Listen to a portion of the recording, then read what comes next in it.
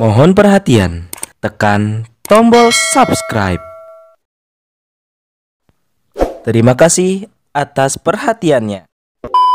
Bagian pertama, koalisi Amin berani menegaskan bahwa koalisi ini kalau benar-benar menjadi pemimpin di bangsa ini, dia akan menghadirkan lebih dari 15 juta lapangan kerja baru bagi Indonesia.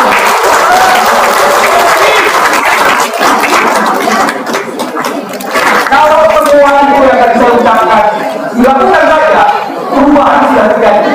Apalagi kalau 8 misi strategis dari koalisi perubahan dilakukan, maka Indonesia akan terguncang.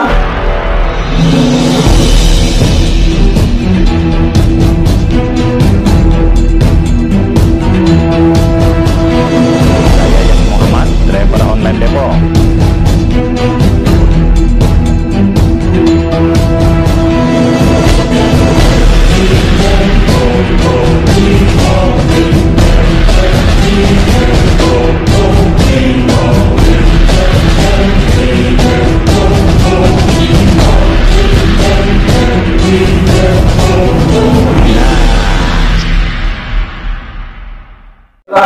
Assalamualaikum warahmatullahi wabarakatuh.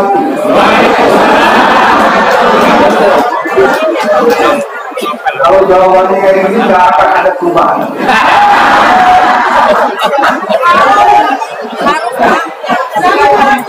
Baru jam 3 sore baru berarti tanda-tanda perubahan belum terjadi. Assalamualaikum warahmatullahi wabarakatuh.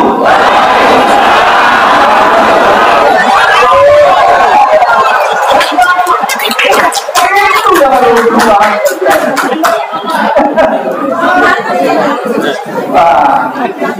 Saya maaf datangnya terlambat karena ajaran macam-macam. Terima kasih sudah dapat kesempatan. Ada 3 hal yang mau diberitahukan.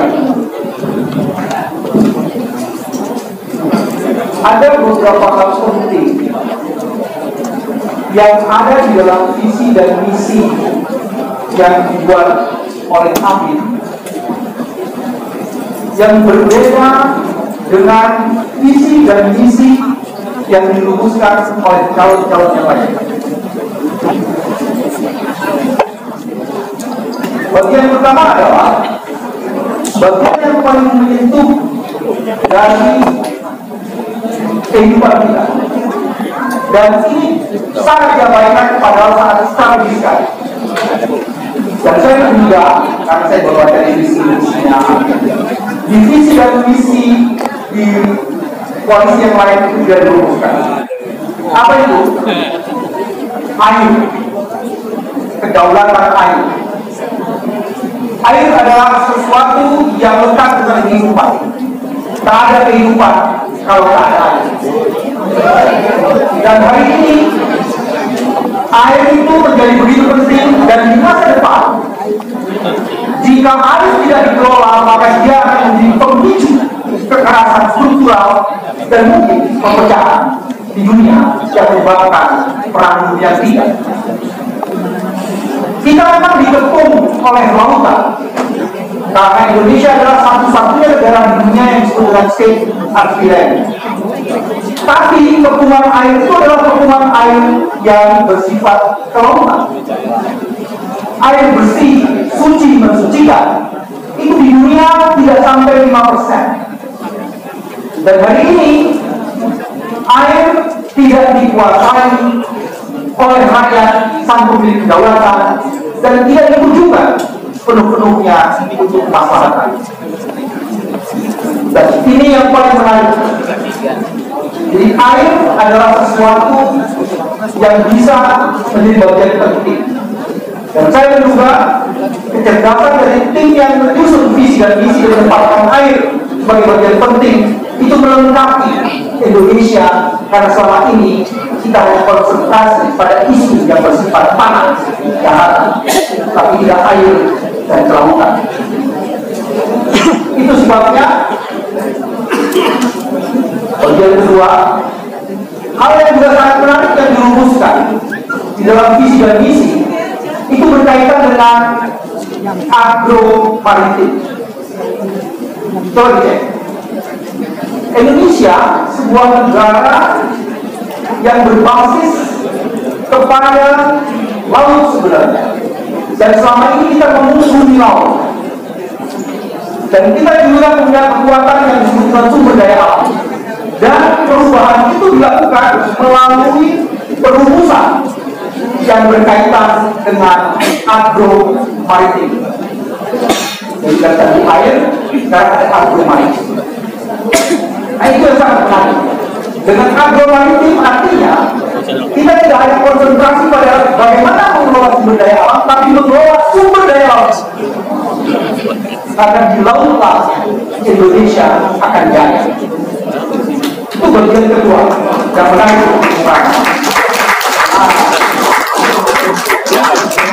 Bagian ketiga saya mau cerita, kemarin ada wali sebelah bawa stasiun gede. Kartu seperti ini kartu yang pernah dilakukan oleh bapaknya.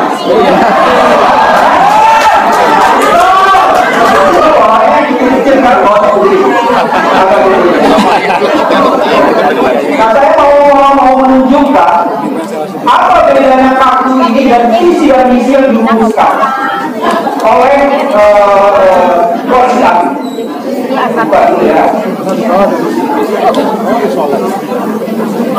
Di situ dikatakan salah satunya adalah berkaitan dengan dana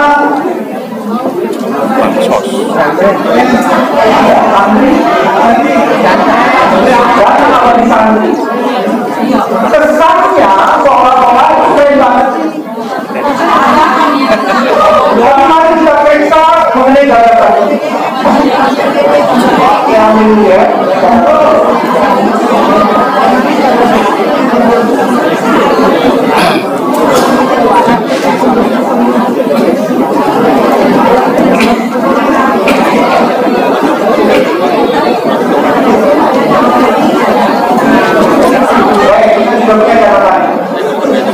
Apa yang dirumuskan?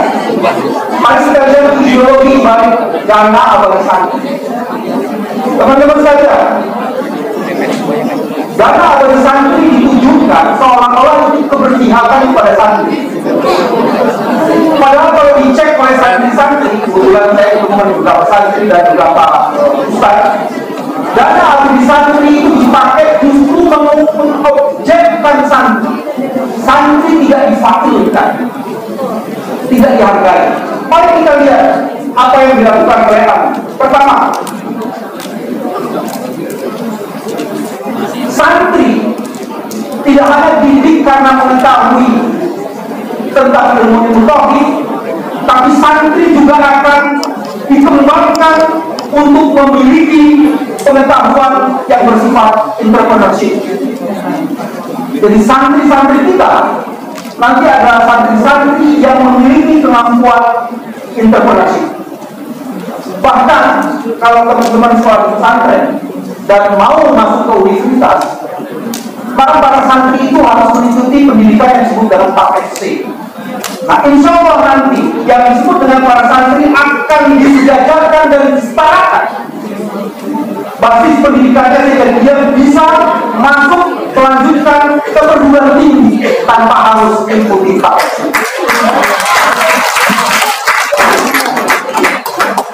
Belum lagi kemudian santri-santri kita juga akan didorong tidak hanya punya kemampuan di dalam negeri, tapi akan ada didorong pertukaran dan beasiswa untuk santri-santri yang ke luar negeri akan ditingkatkan. Dari sini sebenarnya yang ingin dibukakan, nanti bukan sekedar ada dana abadi santri yang sebenarnya sudah diatur di dalam undang-undang dan itu bukan sesuatu yang baru. Tapi santri-santri akan difakirkan, akan dijadikan sesuatu sebagai subjek dari pengembangan mengenai Indonesia. Itu yang paling penting. Nah, yang terakhir saya ingin mengumpulkan hal penting, yaitu berkaitan dengan Gen Z dan milenial. Apa yang paling menarik di dalam visi dan misi? Ada 3. Bagian pertama, Koalisi Amin menegaskan bahwa koalisi ini kalau benar-benar menjadi pemimpin di bangsa ini, dia akan menghadirkan lebih dari 15 juta lapangan kerja baru bagi Indonesia.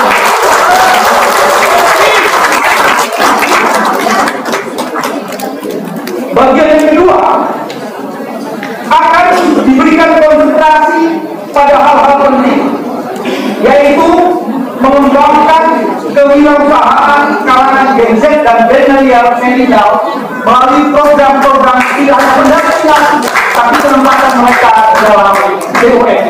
Ini yang menurut saya sangat menarik. Dan bagian yang ketiga adalah generasi sandwich. Generasi sandwich ini adalah Gen milenial dan Gen Z yang dia bekerja tapi kemudian bersekolah, tapi dia harus lulus sekolah mingguan. Dan koalisi Amin atau koalisi perubahan itu kan memberi konsentrasi penuh, salah satunya adalah pada generasi sandwich. Mereka akan diberikan program-program pemagangan yang memungkinkan mereka tidak hanya bisa mempercepat penyelesaian studinya, tapi bisa juga membantu orang tuanya dengan demikian dia bisa berkhidmat kepada orang tuanya selain yang ada pekerjaan. Kalau perubahan itu yang tadi saya ucapkan dilakukan saja, perubahan sudah terjadi. Apalagi kalau 8 misi strategis dari koalisi perubahan dilakukan, maka Indonesia akan terguncang dan menjadi bagian penting bagi masyarakat dunia. Terima kasih. Assalamualaikum warahmatullahi wabarakatuh.